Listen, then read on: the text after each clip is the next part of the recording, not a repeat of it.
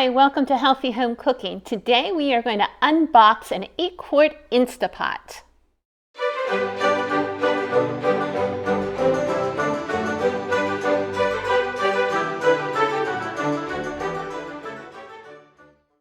Hi everyone, today we're unboxing the 8-quart Insta Pot. I've been thinking about getting an Insta Pot for well over a year and have been putting it off because I wasn't sure that I really needed one. But I have come upon a ton of recipes for plant-based cooking that require an Insta Pot. Well, I guess not require, but it would be a lot easier with an Insta Pot. So I made the plunge and here it is. So let's go.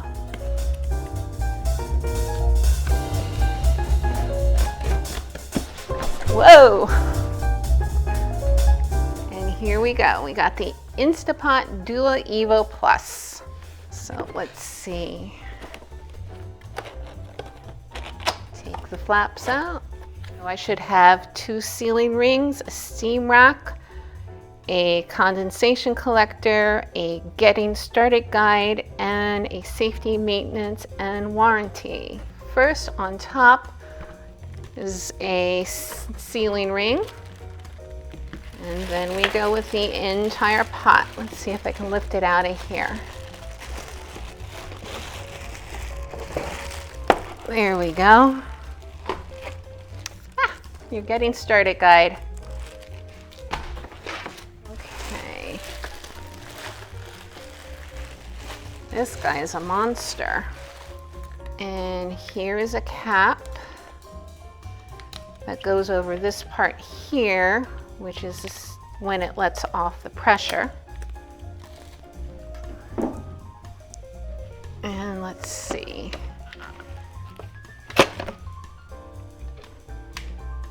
Inside, we got the pot. And underneath, we got a warning.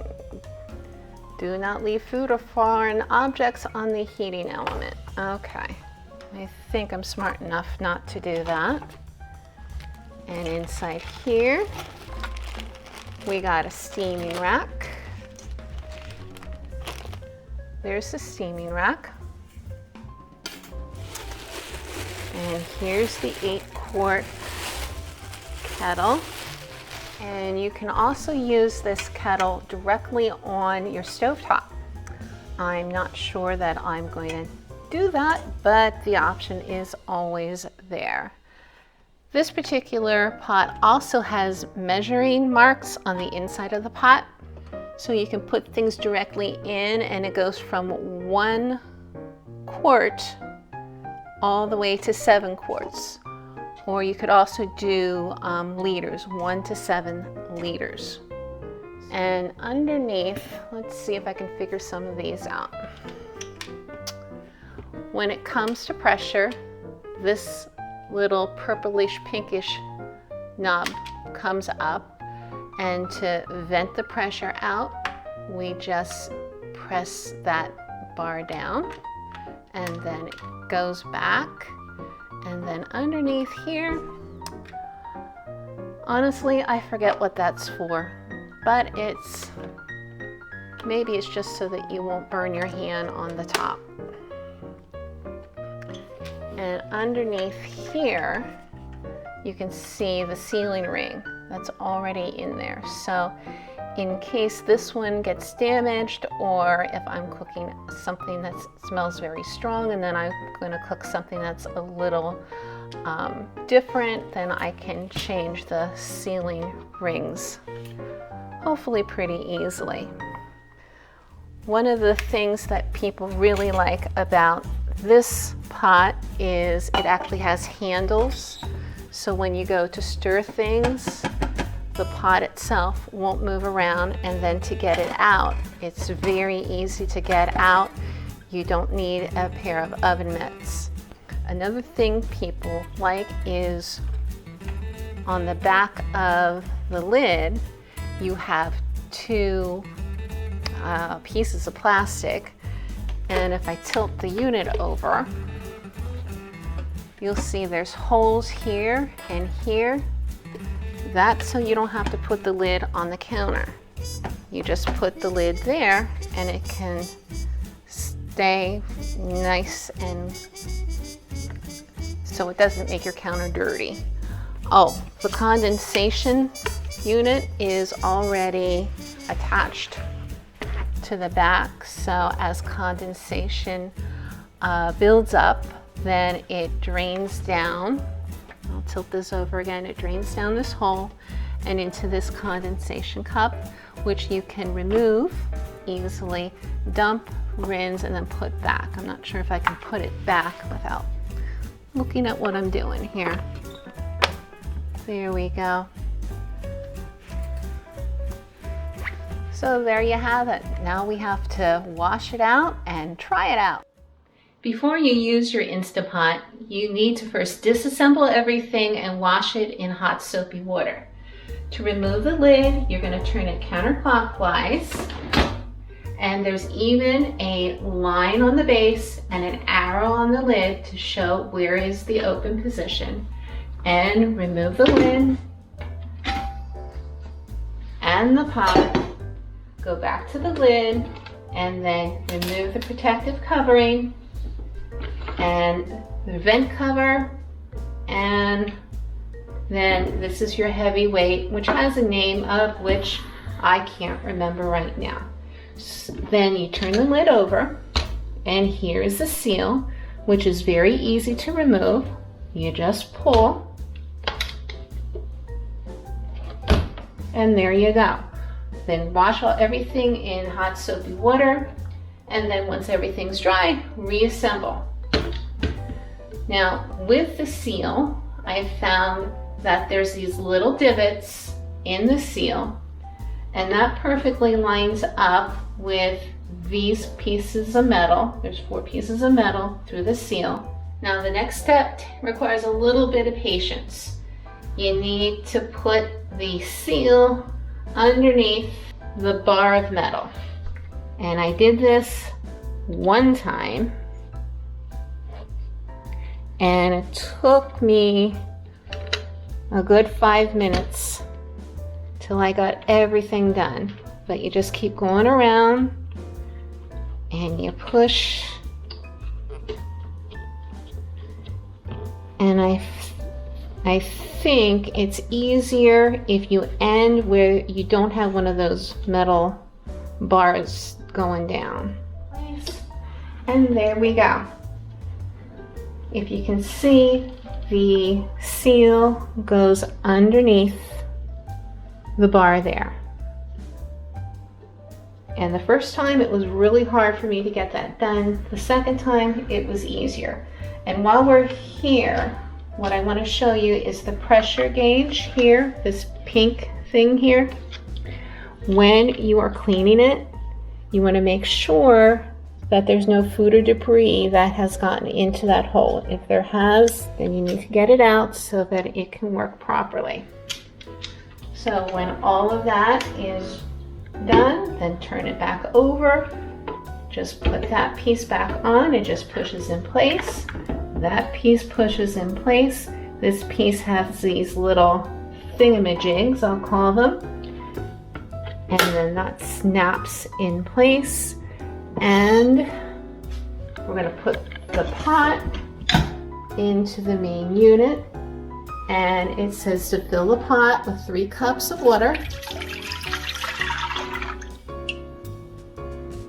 And then plug it in.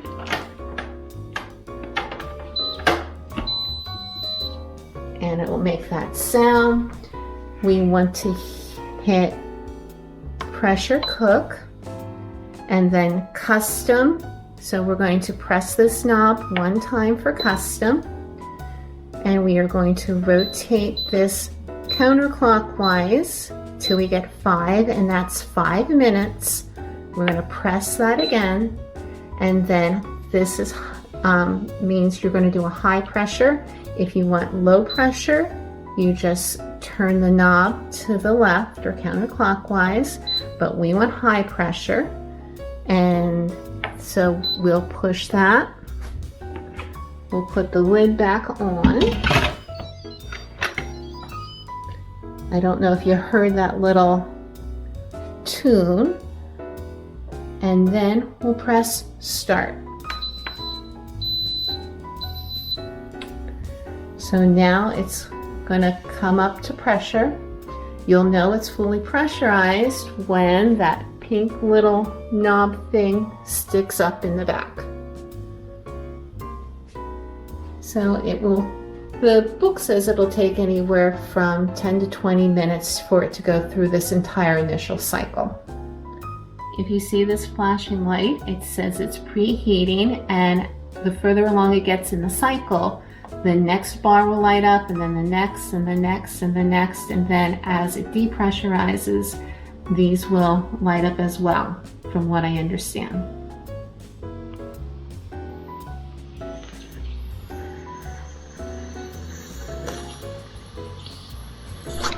Now that it's completely to pressure, the countdown has begun. After the timer has come to 0, it will automatically go into a keep warm phase and keep your food warm. So there's a variety of ways, actually 2 different ways, to release the pressure of the Insta Pot at this point. One is the natural release method, where you just wait and then it will naturally release the pressure very slowly. That method you definitely want to do if you are making anything that expands, if you're doing rice, if you're doing beans, millet, any type of a grain, and if you're doing a soup or a stew. Because if you have that pressure in there, the broth can be forced through the vent, and then you have a mess to clean up. This part here, you can also take off. There's an accessory you can buy. I did not buy it, at least not at this time. And it sits on here. From what I understand, there's a little tray, and you can fill that tray with ice, and then that helps bring the pressure down naturally, supposedly 50% faster than if you don't do that. But if you press this one button, slide this button here, then you're going to see all of the steam come up, and it's supposed to be pretty loud. So we're just going to slide this to the front and see what happens.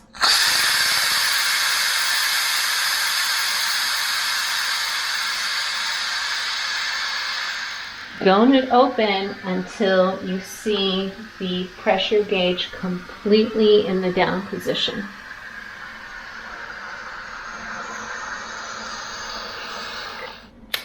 There, now it's definitely done. As I rotate the lid to come off, I don't have to push this back to the closed position. It'll automatically snap back. And the beeping is just telling me that I opened the lid and the meal is ready. Anybody for tea? Thank you for joining me today for the unboxing of the 8-quart Insta Pot. Please like, comment, and subscribe, and hit that bell. And remember, be healthy and keep on cooking.